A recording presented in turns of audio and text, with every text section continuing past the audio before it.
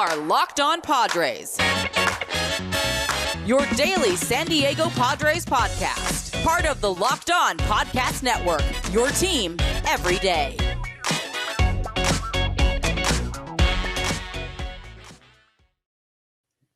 Greetings, ladies and gentlemen, and welcome to an edition of Locked On Padres podcast, which is part of the Locked On Podcast Network, your team every day for Wednesday, September 8th. As always, I'm your host with sometimes, occasionally, but certainly not always the most, Javier Reyes. You might be familiar with some of my baseball-related work at places like Baseball FYI, Friars on Base, Off the Bench Baseball, or just baseball, to which I am a staff writer for. Or maybe if pop culture by any chance is more down your avenue, which it might be, especially with how the Padres have been playing for the last month plus, you could check out my work at places like Nerdist, Mental Floss, Inverse, Bloody Disgusting, Film Cred, and more, and hopefully many more to come. But of this here Locked On Padres podcast, though, you can check out and follow the Twitter page for the show, which is at LO_Padres, or my personal account, which is at Javapeno. And if you're watching the YouTube version, you can see it in the corner right here, and that's spelled JAVIIIPENO. And if you feel so inclined, you can hit me up on there with any questions, comments, or concerns that you might have, and I'll try and get back to you and even get back to you here on the show. For today's episode, guys, firstly, I must tell you that we are brought to you by Spotify Green Room. Download the Spotify Green Room app and find one of our Locked On rooms. For today's episode, guys, we are recapping last night's, what's the word? Fairly, It wasn't quite tumultuous. Tumultuous, I wouldn't say is the right word, but it was a very just life-sapping loss, I guess, in a lot of different ways. And we're going to break that down. We're going to talk a little bit about how I am wondering exactly where this team goes from here on out, and how kind of we should view the offseason and whatnot, despite the fact that there is still a wild card race going on. And then going to be talking a little bit about the Athletics power rankings. They do weekly kind of power rankings, and just talking about where they rank the Padres, and a little bit about teams that are ranked ahead of them. So yeah, let's get right into it, guys. Starting with the score. You got to know the score. The Padres lost by a score of 4-0. And you might be thinking, oh boy, who did us in this time? Well, it certainly wasn't Blake Snell. I'll tell you that much. All right. I'll tell you that much. Blake Snell in this game goes 7 innings, giving up 2 earned runs on 1 hit, walking 2 and striking out 11. More into his performance. Another great performance from Blake Snell. What can't the man do basically over the last month? Ever since August 8th.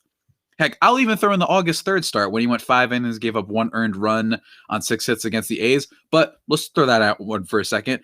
Arizona, no runs, 13 Ks.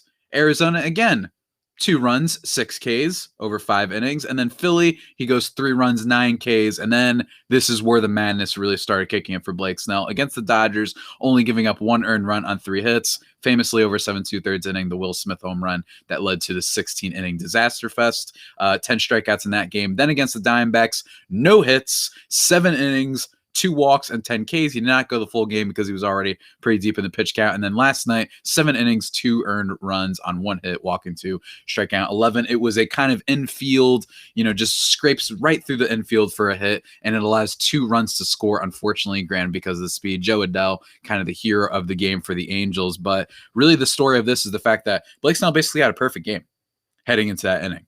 Right? He basically has a perfect game. Then he walks a couple guys. And then he gives up the big hit to Joe Adell. Look, I don't even know with this team anymore. You know what I'm saying? Like, I don't even know where to start with this team anymore, because this team, every time you start to believe in them, every single time you start to believe in this team, man, they just suck. Like I said, it's a life-sapping team. The Padres just refuse to support Blake Snell with run support. I don't know what is going on here. But I kind of do, I guess you could say. But basically in this game, you know, like I said, Blake Snell was great. And specifically, I actually loved how his fastball looked. He threw the curveball just a tad bit more times than usual. 16 curveballs on the night. And they looked pretty fine. Very loopy curveball that he has. And he got 11 whiffs on his slider. His slider was looking very, very nice. Fastball was getting the job done, but the slider was wiping guys out. They could not hit it. I don't care if it's the Angels lineup. The bottom line is this. Blake Snell has been one of the better pitchers in all of baseball for the last month plus, as I just illustrated before with his previous starts and kind of the hit totals and all that. But the Padres aren't taking advantage of it. In this game, if you're wondering, was it Ohtani? Did we get done in by Ohtani? Did he have a good start? No, it was a fella by the name of Packy Naughton, who I had never really heard of before this. He goes 5 innings, doesn't give up a single run, only 2 hits, walks 2, strikes out 5. In fact, ladies and gentlemen, the Padres only had 4 hits in the game total. By the time Blake Snell had gotten taken out of the game, the Padres only had 3 hits too. So they just not supporting them whatsoever. And you might be thinking, did Hosmer have a bad game? No, we can't even blame Hosmer for this one. I know it's fun to blame Eric Hosmer, but as I talked about on yesterday's episode, which, by the way, my apologies for the YouTube version for some reason not being able to go up. It was up for a little bit until someone pointed out to me in the comment section and whatnot that there was no audio, and then I checked that out. There was no audio for some reason. So hopefully, as I'm recording this right now, it turns out pretty good. I don't know why that was. I don't know. I use Restream, and it was just rough. So my fault about that, guys. My apologies. Hopefully it won't ever happen again. But as I was saying, just in yesterday's episode talking about how, yes, Eric Hosmer has been a disaster, and he's been one of the main culprits of this team, one of the biggest blemishes on this team that they have to figure out in the future. But he has not been the only reason that this team has been bad. To not use statistical evidence, basically, to just talk about it from a more esoteric, I guess, sort of, if that's the right word, standpoint. Every single time the Padres have someone who's starting to step up, another guy doesn't just regress, they become elite bad. That was a weird way to phrase it. They become extremely bad. So every time, Blake Snell becomes amazing, well, guess what? You don't have Yu Darvish anymore. Yu Darvish is got this back tightness and all that stuff, or he's just been bad ever since Sticky Stuff crackdown.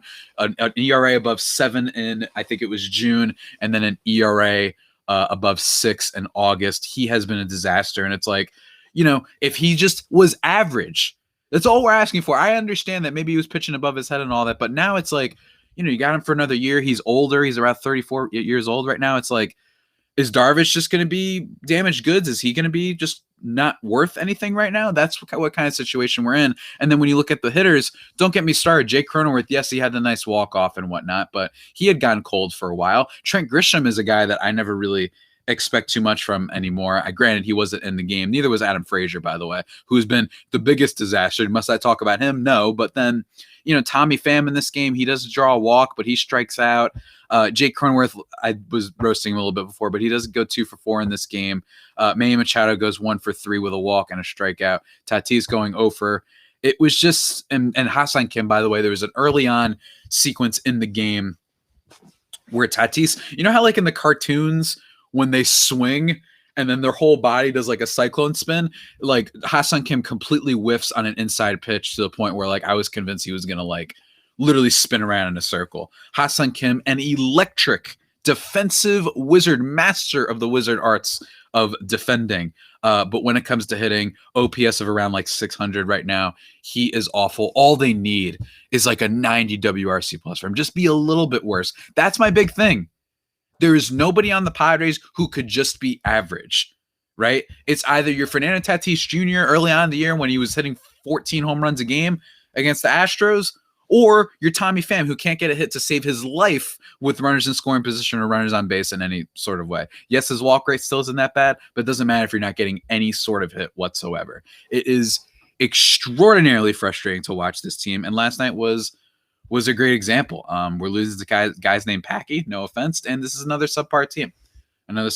But before we break it down even further, guys, I want to talk to you about something that is actually pretty cool. It is Green Room, the Spotify Green Room, the first social audio platform made for sports fans. The app is free to download, and once you're in, you can talk with me, other fans, athletes, and insiders in real time about your favorite team or sport. I will be hosting rooms for the Locked On Padres once a week, and that means you can finally join in on the conversation you listen to or watch every day, and it's a great place to go because I love how easily accessible the app is. You just download the app, join a room, talk into the phone. It's as simple as that, guys. Be sure to join me this week. I'm probably going to do one on Saturday yet again because Saturday's been just good vibes lately. I don't know. So probably it's for Saturday's game, which is, if I'm not mistaken, let me check the schedule right here. This is what happens. You got to see. Saturday is at 9:10 p.m. I definitely will try to do it then, because Sunday I'll be watching some football on the side with my friends as I watch the Padres game too. Don't worry. I'm not totally skipping out, but that's what I'll be doing. So Saturday, 9:10 p.m. Eastern time,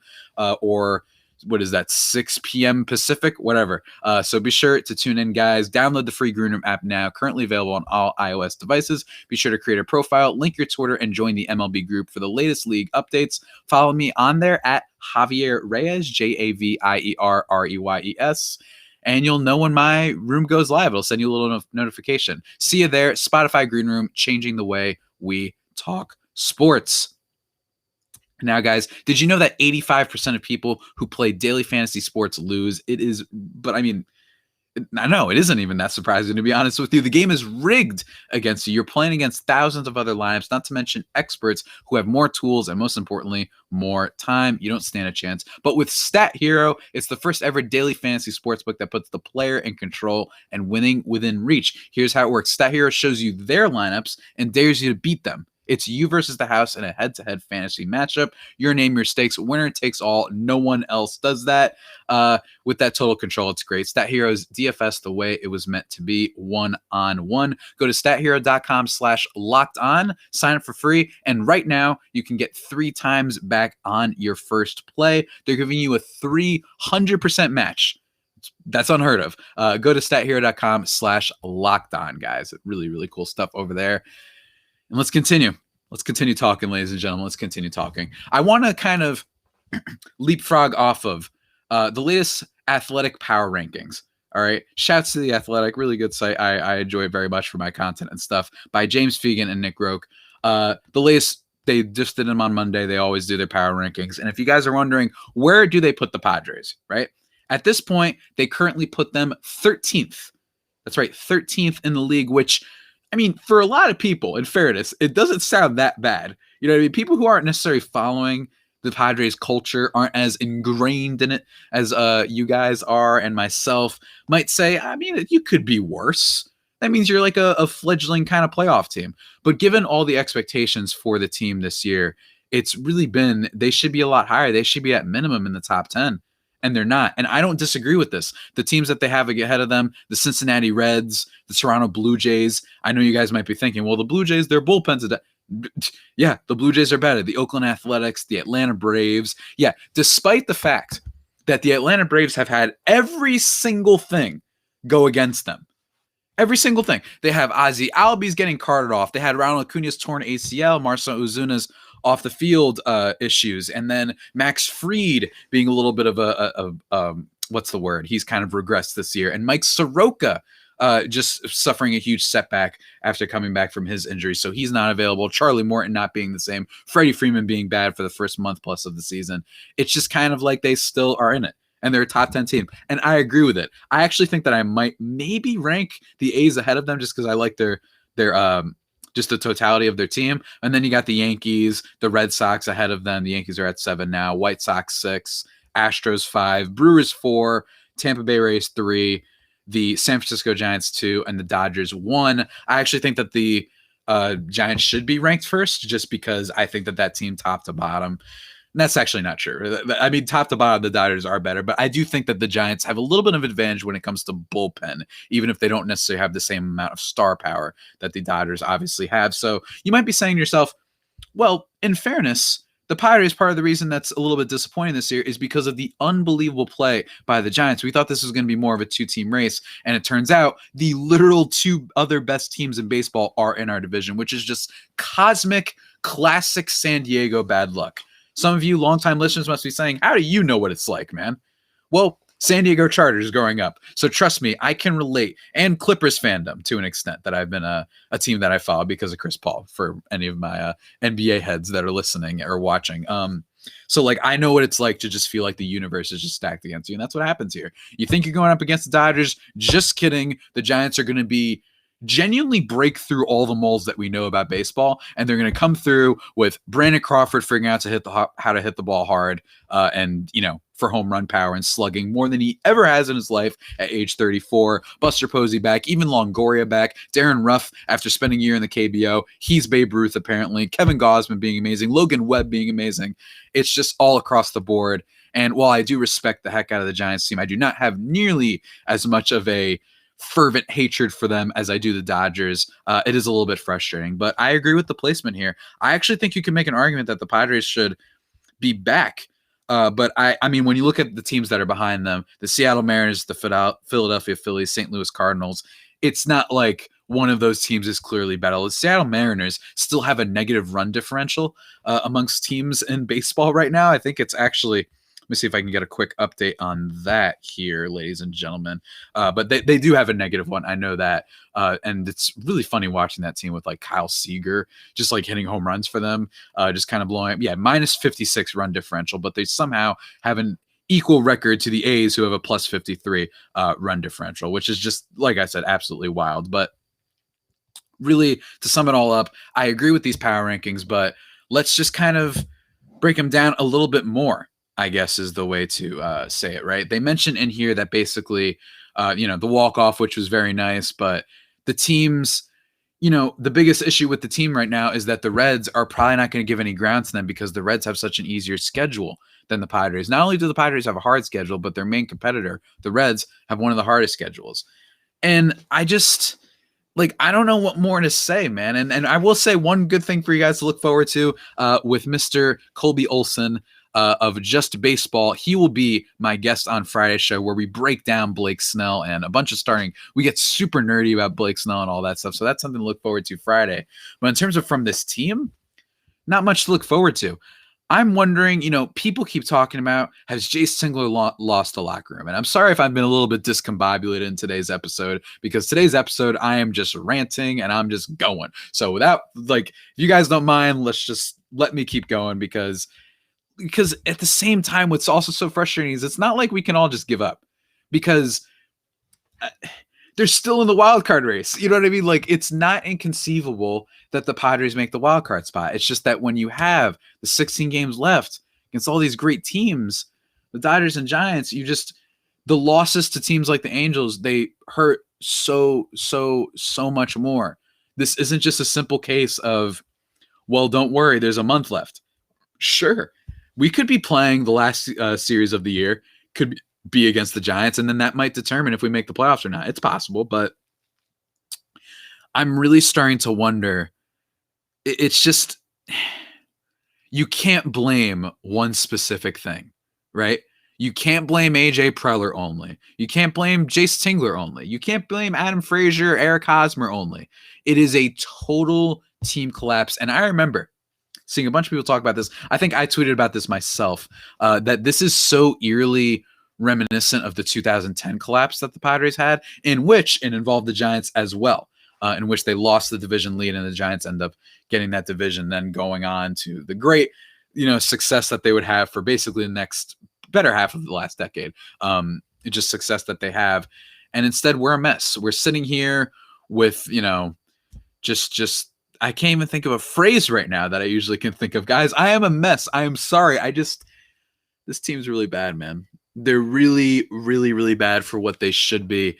And before we talk about kind of my perspective on the future and what this offseason might look like if the Padres miss the playoffs, just my quick thoughts on that, guys. Let me talk to you about something that is genuinely, it just brought the light back into my eyes just thinking about it. They are the best protein bars in all of the land, guys. I am talking about Built Bars. They have great variety of flavors on top of being soft and easy to chew, covered in 100% chocolate. They have all sorts of flavors from double chocolate to mint brownie, cherry barcia, cookies and cream, grasshopper cookie, rocky road, German chocolate.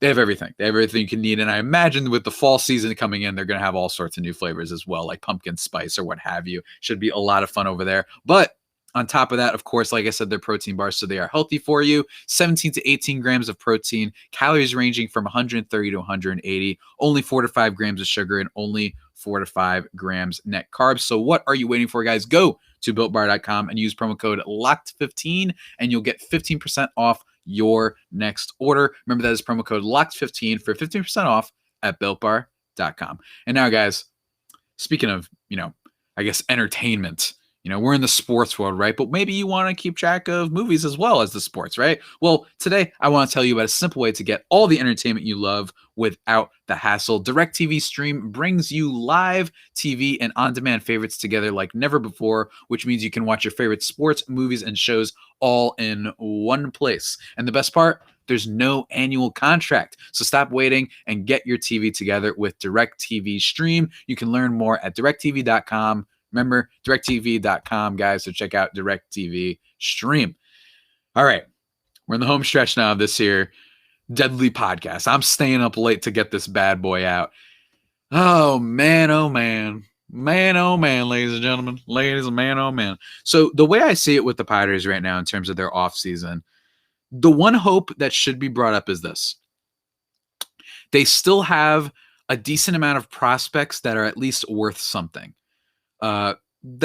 What I should say is maybe not a decent amount. That's the wrong way to phrase it. The right way to phrase it is that they still have a lot of their big top value prospects. Mackenzie Gore, I did retweet this onto the timeline from good friend of the pod, RM Layton. He also hosts Locked On Marlins, founder of Just Baseball. He's really great. But he basically tweeted how, Mackenzie Gore looked awful to begin his first AAA start, I should say, in a while. He was really, really not great. In the first inning, he gives up, I believe it is 3 runs. Let me just pull it up really quickly as I'm trying to do all this, blah, blah, blah. Yes, he walked 3 and then gave up 3 earned runs in his first inning, 30 pitches, 15 strikes. But then he settled in, fastball, slider, and changeup. All showed flashes of the Gore that we were kind of used to with 4+ pitches, 7 straight retired, 4 scoreless innings since that rocky first. Fastball got up to 96 miles per hour. He looked a whole lot better. So that's still exciting. And granted, I understand that Mackenzie Gore might not be the superstar prospect that we thought would help us immediately, but nonetheless, he's still got value for sure. What we should do with that value, whether we should wait for him to come up or trade him, that's left to be decided, right? But I would say that the whole idea of a bust, way too early, in my opinion, to decide that. You still have CJ Abrams. You still have Luis Campusano. CJ Abrams, by the way, who's going to be a unanimous top 10 prospect in baseball. Then you have Robert Hassel, who's probably going to climb through the rankings as time goes on, even if his ceiling isn't as high as other players. And then you have Luis Campusano, who's a really exciting hitting prospect when it comes to the catcher position. So you still have stuff. You also have Mike Clevinger coming back next year. Some people, and we're going to talk about this later on, maybe if not this week, we're going to talk about it next week, as former Padres and stuff. Cal Quantrill doing really well and all that stuff. Unfortunately, guys like Ty France doing really well, who we also traded. And he looked good last year too, man. Like it was just a feeling thing. I was like, man, if this team wasn't so crowded, if not for the emergence of Jake Cronenworth, Ty France wasn't too bad. And he's actually a really underrated player over there in Seattle. If Mike Clevinger was healthy, losing guys like Cal Quantrill and Ty France, and heck, even Austin Hedges, who's been at least a valuable piece for some people. He's been a little bit more valuable than Victor Caratini, unfortunately. My Puerto Rican bud, Victor Caratini, who I, of course, want to root for, but he's been a little bit more valuable, I think, anyway, in some respect. But Austin Nola is still pretty solid. But anyway, not to go too much on a tangent. So those are kind of the good, that's the good news, right? The bad news is that, oh my God. The bad news is that I'm starting to think that we need to actually genuinely start looking at AJ Preller, not in a way of like he's a fraud and he stinks and he messed up and he's a disaster, needs to be fired. Not like the extreme reactions, but we have to at least start preparing our notes, I guess is the way to say it. Preparing our notes, preparing our kind of little bullet points, our research for whether or not the 2020 season, which it really was one of the most lit teams I've ever watched in my life, even back when I was a 4-year-old lad who didn't know anything about life, enjoying the heck out of the Yankees and Derek Jeter and all those guys. It was like the most lit team I've ever seen in my life.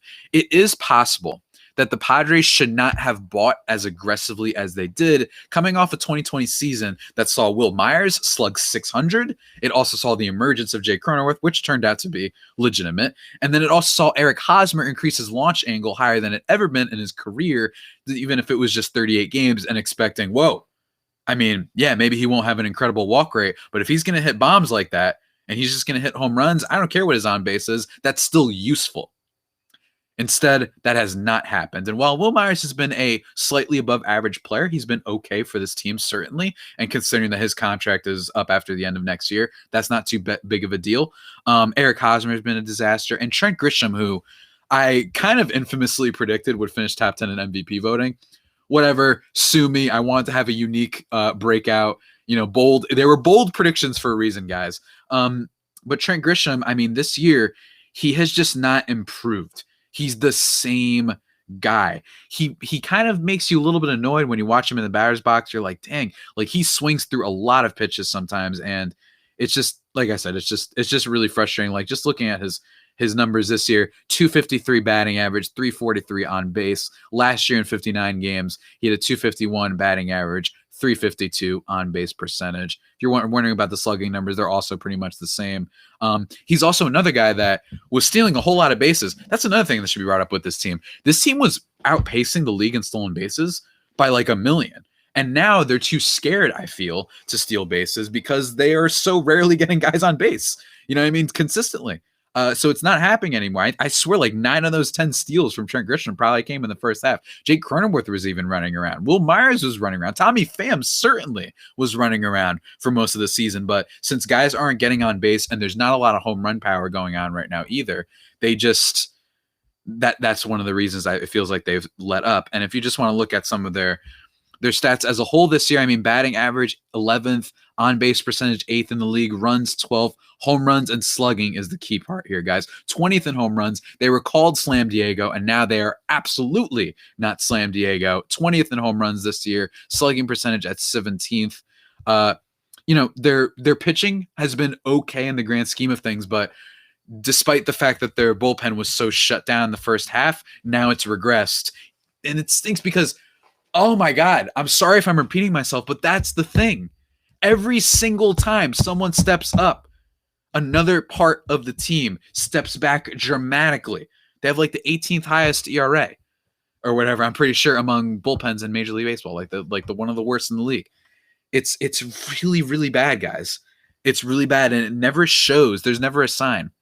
And one of the things I talked about when they traded for Adam Frazier was his BABIP was a little bit high, his hard hit rate, more importantly than the BABIP, because he was batting like, 313. So of course the BABIP would be around 340 because that has to happen for you to be have that high of a batting average. But the bigger thing was the hard hit rate. Everything was the same as Adam Frazier's career, an average major league player. And then they bought in on him. They didn't buy him like crazy, but they bring him in, and now he's been a disaster. He doesn't even play consistently. He's just a mess. There was a point in which the Padres pinch hit twice for both Eric Hosmer and Adam Frazier, and that didn't result in anything, of course. It's just, and the other thing about the Adam Frazier trade was just kind of like they didn't need a batting average guy. They didn't even need an on-base guy, which is weird to say for the Padres because, except with the exception of this year and the year before, the last like 5 seasons, they ranked dead last in on-base percentage and like 29th one season, 29th or 28th. So like I get it. The idea that it's weird to be saying that the Padres don't need on-base skills, but it's true. They needed a home run hitter. I wonder if Joey Gallo, now I know he hasn't been great for the Yankees, but I'm wondering if they just kind of panicked after not getting Joey Gallo and they're like, I don't know what to do. My response to that is kind of like, you couldn't go out and get Robbie Grossman, a guy that I've mentioned on this show a ton of times already. Like Robbie Grossman's good, very good player, not an elite defender, but neither is the rest of the guys in the outfield. At this point, it's basically just Trent Grisham. Tommy Pham, by the way, making a blunder in this game as well. Tommy Pham, kind of like the Eric Hosmer of outfield defense. He's just really bad. He looks like he's 60 years old when he's in the outfield. But when he's batting, he doesn't really look like that, actually. You know what I mean? Like, especially when the way he swings the bat sometimes, even though it's not working. It's just a mess. It's just a mess. And I'm wondering if this keeps up and the Padres don't make the playoffs, which is looking very likely, by the way. It's looking very likely. I'm not going to shut the door because they could go sicko mode, like I said, and then something could happen to the Reds. It's not like we're down by 5 games. It is like a 1-game split and it could change by tomorrow, right? So I can't officially eliminate them. But if they don't make the playoffs and you look at how much of a collapse they had in the second half, how little they did at the trade deadline to address the team needs and falling apart, we could see some turnover. I really do think that. I still believe that Jace Tingler would get the first half of next year. A lot of people believe that, including Dennis Lynn of The Athletic, who wrote about that in one of his Q&As from a week or so ago. But I could see an overhaul of the player development departments. I could see a lot, man. It's going to be a very interesting offseason for the Padres, and it might be an offseason where they look at themselves and say, wait a minute, maybe we're not ready to compete now. Maybe we need to wait for our prospects to get back up here and stop just buying and wheeling and dealing around across the entire league, because that did not really get us anywhere. Yes, you get your Joe Musgrove. Yes, you get your Trent Grisham. But even the Trent Grisham thing isn't looking as amazing as it used to. It's just a team that they look dead. They really do look dead. They look dead in the water, and they don't have the fight in them. You know? They just don't. And I don't know where they're going to get it from, because when guys do step up, other guys don't. Blake Snell, he's stepping up. The offense won't. Tatis and Machado, they're starting to come back around. They're trying to have big months. Rest of the offense won't. You know what I mean? Every single time you think one thing goes right, another thing just doesn't. Nothing just doesn't. Before we wrap things up, guys, let me just talk to you about the Locked On Bets podcast, betting on the Padres or whoever. It doesn't have to be a guessing game. If you listen to the new Locked On Bets podcast, hosted by your boy Q and handicapping expert Lee Sterling, get daily picks, blowout specials, wrong team favorite picks, and Lee Sterling's lock of the day. Follow the Locked On Bets podcast, brought to you by betonline.ag, wherever you get your podcasts. Guys, that's basically it for today's just complaining session. I guess you could call for the Padres. Not really anything to show off when it comes to the shirts and stuff like that. Like I said, just a really, really rough game. We're going to be recapping tomorrow's game, which is a little bit earlier for my sake, which is nice. 8 p.m. Eastern time. The Padres will be playing the Angels again. Hopefully they can split this doublehead series as they head into another one against those pesky Los Angeles Dodgers. And then this Friday, I recorded it yesterday, my chat with Colby, who is this analytics dude over at Just Baseball, great website, where he talked about Blake Snell. We talked about pitchers and pitch usage. We talked about Ha-Seong Kim and Mackenzie Gore as well, and just the kind of general state of the Padres. It's a very, very fun chat. So look forward to that on Friday. And then me recapping things. Probably going to do some NL MVP talk. I think it's time. I think it's time to talk about the Tatis' case for the NL MVP.